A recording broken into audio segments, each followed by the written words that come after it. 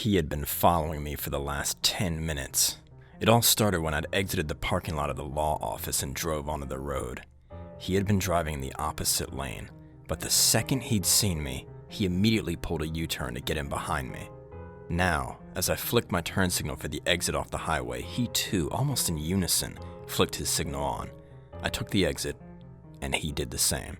His LED headlights were especially blinding in my rearview mirror, made even worse because he was riding my bumper and the fact that it was pouring rain. I glanced at my watch, 1 a.m. I had a huge day in court tomorrow and had stayed late preparing everything, and now this. Maybe that was the reason, I wondered as I stole another glance into the rearview mirror, squinting under the brightness.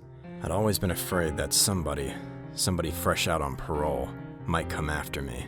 I was the prosecuting attorney after all. Could this guy be one of the thugs I'd put away years back, fresh out on parole and hungry for revenge? I squinted into the bright lights again and tried to make out some identifying features on the driver, but all I could see was a dim silhouette. I racked my brain trying to remember if any of the guys I'd put away had recently been released, but I came up with nothing. I took a deep breath and calmed myself.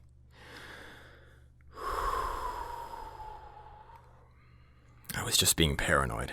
Yes, the stress from the big anti-corruption case was clearly taking its toll on my mind. I took a right off the main road, and he followed me. My stomach sank. Maybe it was the big case. Yeah, that made sense. What if this guy had been hired to shut me up before the trial began? I shook my head. I glanced at my watch again. It'd been 15 minutes. 15 minutes of this guy tailing me. I was only 5 minutes from my house. Realizing I had no other options, I grabbed my phone and started to dial 911. But then he started blaring his horn at me. I jumped in my seat, and the phone went flying out of my hand. I swiped for it, but it wedged in between the passenger seat and the door. For God's sakes!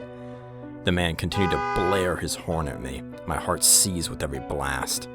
I slammed the gas pedal and took off, desperately trying to get away from this madman. He in turn floated and chased after me. His car was faster than mine, and soon he was riding my bumper despite the high speed.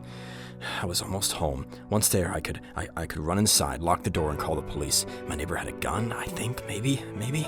I pulled into the neighborhood and flew past the houses, going double the speed limit. Almost there. Come on. I reached the cul-de-sac, and the well-lit street finally cast enough light onto my pursuer's face.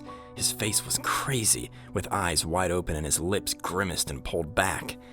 At last, I reached my house. I slammed the brakes, forcing him to cut left real quick to avoid an accident. He nearly collided with a parked car. He spun out into the cul-de-sac, and his tires squealed in agony, waking up everyone on the street. I ripped open my car door and sprinted for the front door of my house, howling for my family to call the police.